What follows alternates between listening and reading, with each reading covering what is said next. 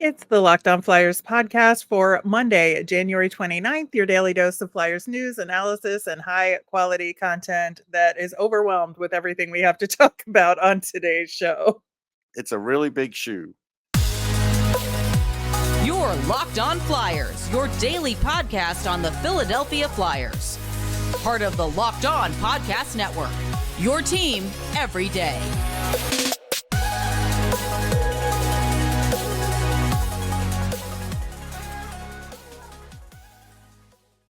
Hey there, and thanks for making Locked On Flyers your first listen every day. I am Rachel Donner. You can find me on the app formerly known as Twitter at rmiriam. I'm here as always with Russ Cohen, who's on all your favorite social media apps at Sportsology. We are at Locked On Flyers on Instagram, Threads, Blue Sky, and Twitter as well. Today's episode is brought to you by FanDuel. Make every moment more. Right now, new customers get $200 in bonus bets if your best bet of $5 or more wins. Visit fanduel.com/lockedon to get started.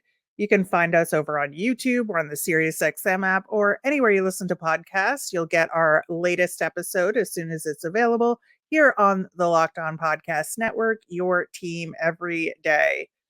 Russ, I guess we got to start with that Owen Tippett contract amongst the many things that occurred this weekend.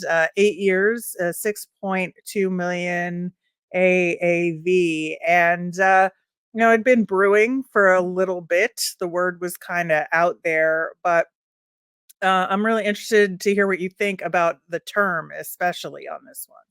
Yeah, I felt like if they were going to give 8 years term, it should come under 6. I was surprised it was over. That's my only really problem with the deal because it's a two-phase thing. First is, you're betting on the future, and that's fine. I think he needs to be a 60-point guy if you're paying him like that, and he could be. He hasn't been yet, but he could be. And then the other problem is if they're going to go down the road of keeping Travis Konechny, well, now his price just went up a lot Right. because you look at points per game and what they're worth to the team, and Konechny's worth a lot more. So now it's like if Konechny wants to get 7.2 or 7.5, let's say it's even for 5 years. Me personally, I have to turn it down. Like I just have to say, yeah, I can't do that because you have to look down the road, and that's the bigger issue. I think is trying to figure out. I don't know if they have a real structure in place yet. You could see some teams that do it and they don't go past a certain amount. Like this guy gets this amount, the next guy gets a little more, the next guy gets a little more. They know. I don't think the Flyers have caught up to that part of the process yet.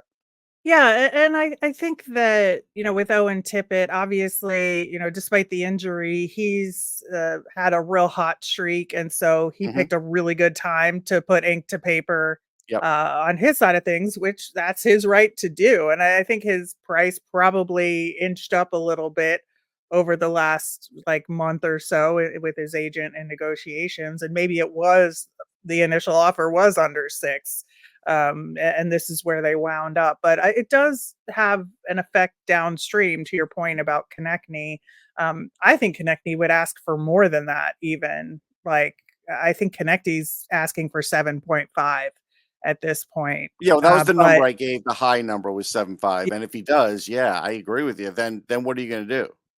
yeah, the term is going to be huge then because maybe you have to inch him up a little bit more to get shorter term to balance it out somehow. Right, But and assume that your other picks are going to come in right. those intervening years. But it's going to be a really interesting balance there. One of the things that Danny Briere mentioned in the little presser about the contract was that he respected Owen Tippett's like the fact that he had gone through some adversity, especially with everything he went through with Florida. The trade here really was a new start for him.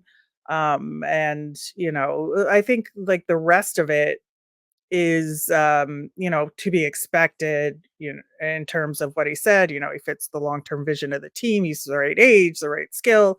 But I think that like he wants guys with a little bit of an edge to them. Hmm. No, that's fair. I mean, he has that. Um, I think the you're seeing a big influence for the analytics department on this one, but I think it's a little much. Like the rush stat fact, not necessarily scoring on the rush, just getting shots off the rush. He is very good at getting shots off the rush. He still hasn't figured out how to, pot more of those, right? And so they're At least betting on a against. longer term basis. He has Right. recently, but not No, but right. But the whole consistently. thing is we're working off a very short window here. Like I did a little quick math, and so Konechny in his career is like 0.70 points a game, and Tippett for his time as a Flyer is 0.60. Now, as an average, that's quite a few points. And so I don't know if Tippett's going to get to where Konechny is, because Konechny is a more decisive shooter, and he does have a better shooting percentage and does score more as a result. You're hoping that he could get there, but that's where that's the gamble of this. Right, right, and everybody makes these kinds of gambles, so Sure. I think, it's a good gamble for the Flyers to make at this time, and, you always look at these contracts with hindsight, as we all do. We're gonna have to wait on that. In the meantime, Ryan Poehling also inked an extension for another 2 years, 3.8 million, 1.9 AAV, and I think that I don't necessarily disagree with it. I think the timing of it was interesting, like, why didn't they wait until later? Yeah, this one puzzles me in the sense that, was there a big market for Ryan Poehling? I'm not sure about that. I mean, for the amount of points he has, if he ends up with 25 points, like that's your baseline for a fourth line center, really, in this league, is around that. So yes, he has speed. I don't believe he could play third line center for any appreciable amount of time. I know they've used him that way a little bit. I don't know if that's playing into this, and maybe that's where he got a little extra money. But again, I just think that by doing that, and look, again, this is going down Chuck Fletcher road where, hey, he's 25 and I'm signing him, so it's okay. Remember, he's under 30, and it's like, yeah, okay, but he's still not your guy. And they have some of their guys, like a Tanner Lisinski, who I feel next year could fill this role, and you'd be filling it for half the price. So now, and this is where the overall cap for the Flyers has to really be managed tightly now, because it's already going down the not saving path. You already paid Tippett probably more than you wanted to. You're definitely paying Poehling more than you want to. And if you're giving Sealer like $1.5 million a year for 2 years, instead of filling in somebody on their ELC, well, then now that's two positions, that you're paying a lot more for, that you could have had a young player in. That's the part that my mind always wanders to. Yeah, because I think, like, in a vacuum, this is a good contract, but Hmm. given everything and the other prospects and the cap and all of that, I Ryan Poehling's a replaceable guy. Yes. So it's just like, why him? Why now? Is my question. But again, it's a good contract. Like, I don't Hmm. necessarily like disagree with the term or the amount, and it creates another situation where he's a bridge depth center until whoever, the other newer prospects and newer draft picks that we don't even know about yet come in and fill that spot. So, like, I don't disagree with it. Just feels like weird timing. Yeah, like I said, I kind of wish that Lisinski would have gotten a chance this year, Yeah. and he's probably not now. Yeah, yeah, I think that's the other side of it. Meanwhile, there was a game that took place against the Boston Bruins. Kinda. Kind of. Well, I think it was interesting because, and, obviously we'll talk more about it in the next segment too. No Igor Zamula in this one. Definitely could have had an effect there. Mhm. But I would say my 30,000-foot evaluation of this game is, you give the Bruins multiple chances in the offensive zone, plus Linus Olmark. That's the game right there. But we talked about that. Like they could have game planned Yeah. for that. I mean, you knew that Zamula gives you something, and you're missing Tippett, but teams have injuries and teams are all tired. Maybe the Flyers are a little more tired, like we talked about. And we also talked about the mental thing now where Urson, and you could see where Tortorella was talking to him, because it's different. It's different when Cal Peterson's behind you. Like now there's no room for error, because we saw Cal Peterson play and it's not pretty. the space behind Cal Peterson to get the puck around him was great, Mhm. greater than any goalie I've watched this year. So this is a whole different situation now. It's going to be a different coaching situation for John Tortorella because, again, how many games can you play Sam Urson in a row now? Because he's not really used to this. Yes, there's that future hope that he could do this, but with the future being now, it could be too soon. And now it's like, and your backup goaltending is not exactly trustworthy. So this is a spot that they have not been in all year. So, and they're going to have to figure it out when they come back from the break. And that's a tough spot. And I'm not blaming Urson because there are a lot of things that went wrong. It was, Yeah. it wasn't just him. Absolutely. Well, we're going to get to more of those things that went wrong, plus some things that actually did go right in this game. There were a few of those, but we will get to that coming up next.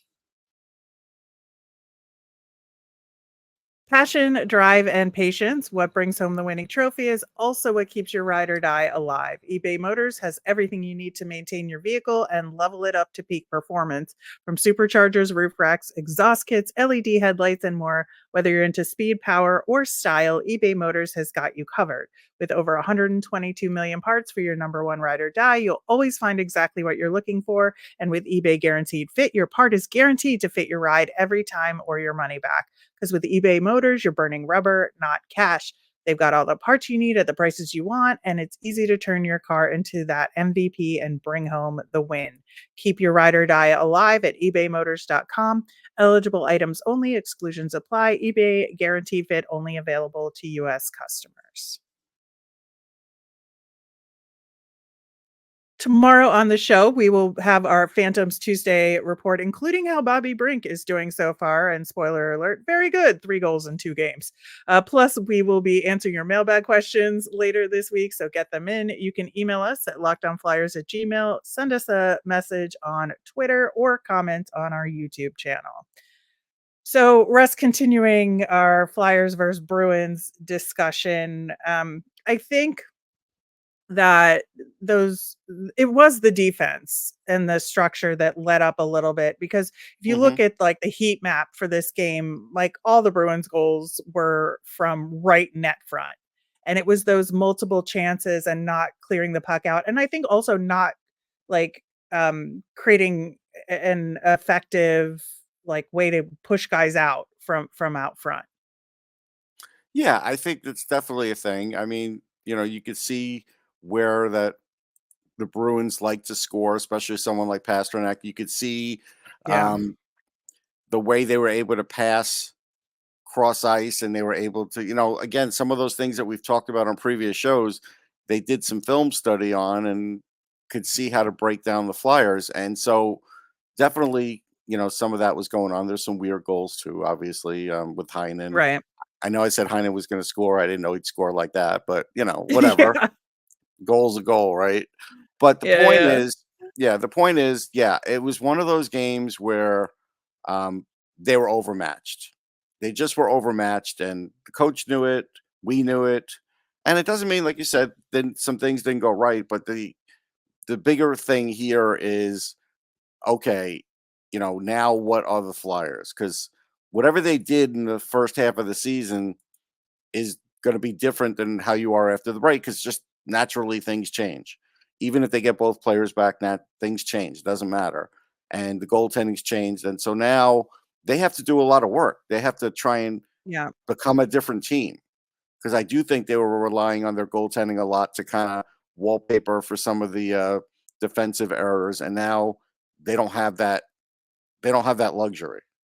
Yeah, and I think that, at least on the offensive side of things, they weren't creating effective screens. Because, like, I think Hmm. Omar played very well, obviously. He made some incredible saves, but I Yeah. also think he just had a clear look at most of the shots. Even though the shots were high danger, you look at the stats, the Flyers had more scoring chances, they had more high danger chances for than the Bruins, but Omar had a clear field of vision on most of them. And I Right. think that was part of the issue as well, is that the Flyers, I think, they're getting better at having better quality shots now, and their aim is a lot better than it was. It's just they're not creating the screens they need to get the finish. No. And, bad timing on those third period penalties if you're trying to come back in the Yeah. game.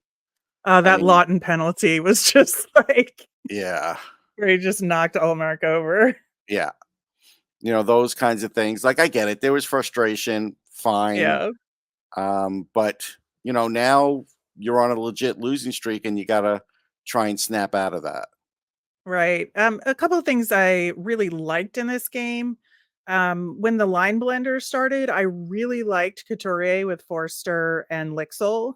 I thought that was a good combination. They made some really good plays that led to Forster's second goal in the game. And I thought that it was like a complete effort, that entire shift. If you like rewind the play a little bit to even before what the highlight shows you, I really liked what they did together. They There's a reason, and I liked it too, but I had spoken to somebody offline about this. Like the reason 2 nights ago that Lixell looked like their most alive player is because his legs are alive. He's not dead. He hasn't been going through the same strain they have. Well, same thing with Forster. So, the fact is those two have, young legs. That's what we're looking Mhm. at. That's why we always recommend having some young legs in the lineup on a John Tortorella team because of this kind of thing. And so, yeah, I mean, will they do that again? I don't know. I don't think so because he's going to go back to his old ways. They're going to be rested. I think it's something to look at. I'm with you, but I don't think it's going to happen. Yeah, I don't know. I mean, Forster did get 2 goals in He this did. game, and, he's, like, starting to put it together a little bit more Mhm. on the offensive side.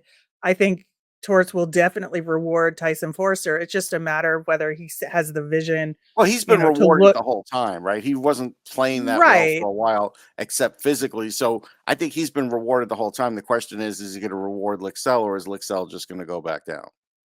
right, but in terms of being on a line with Sean Couturier, I Yeah, think that he might leave that. That's possible. yeah, yeah, I'm that's the with you part on of that. it. Okay. There. And I thought that, like, in general, the consistent effort was there for the Flyers all game that they've been showing all season. Boston's just that much better. I mean, Yes. I think that they didn't really let up, per se. The score was very lopsided, but, mistakes were made, but as far as, like, the determination of this team and the character of this team, I don't think it's any different than it's been. No, I don't think I mean, I would never go so far as to say anything about that because I didn't see that either. It was a matter of just really being outclassed. Um, but, again, like we have to kind of see where they're at now because like even Couturier, 53% on faceoffs. That's good, but he had been running even higher than that. So we'll see. I'm trying to see somebody. Morgan Geeky was at 57. And Flyers yeah, did very well, they did in pretty good. They did faceoffs. pretty good. They did a Yeah. little better than I thought for sure. Yeah, yeah, Poehling did well. Poehling was good on yeah, faceoffs. Like he was their shark for the game, and Frost did pretty well too. So yeah, they Frost was actually, making some really good smart plays as per yeah, usual too. I thought he had a yeah, quietly good game. he did. He did. The minutes, the minutes were what the minutes were. Again, Sanheim's almost at 25 minutes. Like, Yeah, it's just well, too with much. Zamula out, that's kinda what was gonna happen there. But, Yeah, I did wanna touch on the Mark Recchi ceremony a little bit here. Thought it was just really nicely done. His speech was so fun. He's got such a great personality, but he called out his trainers and the staff by name, dinged Robert Esch for being an Elton John fan, during yeah. it, which was I'm delightful. an Elton John fan. That's all right. Real so am I, but I think it's just funny, the way he was talking about all the guys and how tight everybody was in the locker room. He talked about the alumni game, which was also super fun, by the Yeah, way. the alumni game, I'm sure was fun. I saw a couple of clips from goals, and yeah, it's always Yeah, fun. Sharp was a little younger than some of the other guys. He got behind him, showed that speed. yeah. That stuff's fun. It's always fun. Yeah, Recchi, of course, scoring the first goal for the Flyers, was perfect. Mike Richards scoring. Man, I had so many Mike Richards feelings. It was a lot. It was a lot. Um, Daniel Brashear was so much fun, and he got a goal. The fact that Scott Hartnell was snake bit the whole game was hilarious and really Yeah. on point. Took a lot of shots, did not get one to go. You mentioned Sammy Kapanen and was he playing in the game? And I said, I don't think so. Well, he was actually doing his job. He was at the Phantoms game that night. So God bless Ah, him for that. But yeah, it was just like, aside from the loss to the Bruins, I think the rest of the weekend, the couple of days was a really good time, and the Flyers did a great job with it. yes, as long as you didn't drive further north. If you drove further north, I think there was a problem in Lehigh. Well, some good and some bad there, which we'll talk about tomorrow about that. But yeah, I just think, we're on a break now. I think it's well needed. And, we are not on a break, though. We will be continuing throughout the All Star break. Up next, we're going to start off talking about those Stadium Series jerseys. Plus, we will have our Nemesis of the week.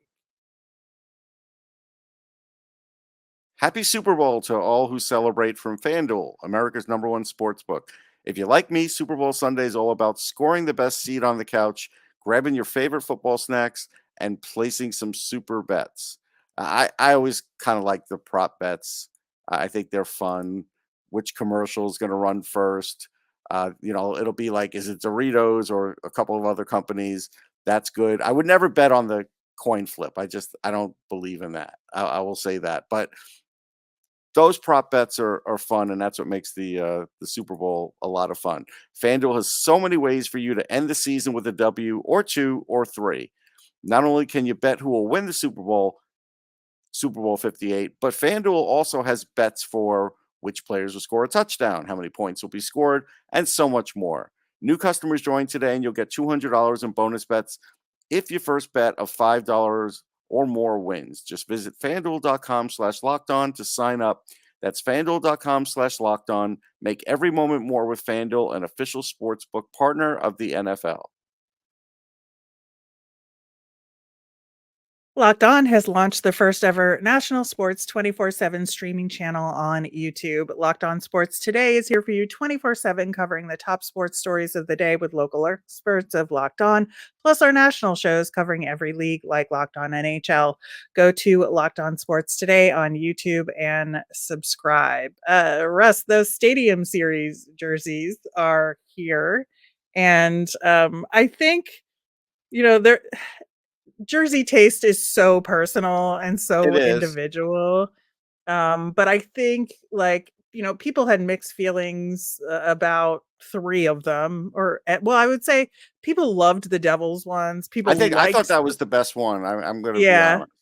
I would say people liked the Rangers ones. I don't like the Ranger People, one, people were just okay about the Flyers ones, and then and they I'm hated fine the with it. Islanders ones. Yeah, the that was Islanders, the forget it. That was the general consensus, I would say. I did make a It's hard joke to on another show that maybe a lobster bib would be better. I don't know. The Islander Oh one, my god. I just didn't like it. Yeah, yeah. The Flyers jerseys, it's always so hard to do something interesting or special with them per se, unless there's an overarching theme governing all the jerseys. Like the most recent Stadium Series jerseys, where the Pens jerseys and the Flyers jerseys were the same style, just different colors. I think Yeah. that worked really well because it was an overarching style and it wasn't like crazy. It was just something definitive. But there were 4 different styles going on here. It wasn't thematic at all. And so I think that's what made it hard. And when you don't have a theme to latch onto design-wise, the Flyers jersey is very hard to make something interesting or different with because it's so classic and there's Yeah, so it's much. always about like, oh, they added chrome, Yeah. or oh, look on that they took out the black lines. I Yeah, get like it. every time the Flyers mess with the logo, it's a disaster. So you got to keep that, right? Yeah. And so it's like it's tough. So I get it. It's a tough But like assignment. if you look at the Islander one, it looks like they borrowed it from like Charlie Brown, like from the Oh Charlie my Brown God. collection. It just looks It's like so bad. that. The one thing that I will give kudos to the league for, because I'm like a details girly, and in the little video that they had, and I'll put a link to it in the show notes just in case you haven't seen it, but that was introducing these jerseys with like some models on the subway. When they were showing the Rangers and Islanders jerseys, it was on the New York City subway on the MTA. And when they showed the Devils and Flyers, it was on the PATH train. And I appreciated it was Okay. like the ninth Street station of the PATH. And I Okay. appreciate that attention to I detail. mean, they could have gone on Um, New Jersey Transit, but that's okay. right. But if they That wanted was a good. similar subway look and Right. to have like the two New York teams be on the No, New that's York fair. MTA and Yeah. the Philly jersey on the PATH train. Love that. Absolutely love that detail. But and I've spent lots of quality time on both trains, so I understand the Path different I've never looks. taken. I've taken a bunch of subways. Yeah, I take the PATH a lot. So Okay. to get to any North Jersey stadiums. But yeah, so appreciated that. We also have our nemesis of the week. Last week we talked about finishing out strong before the break. That did not go well. Did not go well at all. This week, I think it's making sure that other than Travis Konechny, who's going to the All-Star game, that everybody gets the rest they need, that they heal up and they reset. Okay, but guys are going to the islands. Guys are going to go and to faraway locations and do whatever they're going to do. Do you really think they're going to be home resting, Rachel? Come on. I don't I think there's a way to get some rest and relaxation on the beach. I really do. If you were 25 And and you they can get a told you, mental reset. That yeah, that okay. could be a mental reset for you. If you were 25 and they told you you have 10 days off from your job and you have a pocket full of money, good luck with the rest part. It's a pipe dream.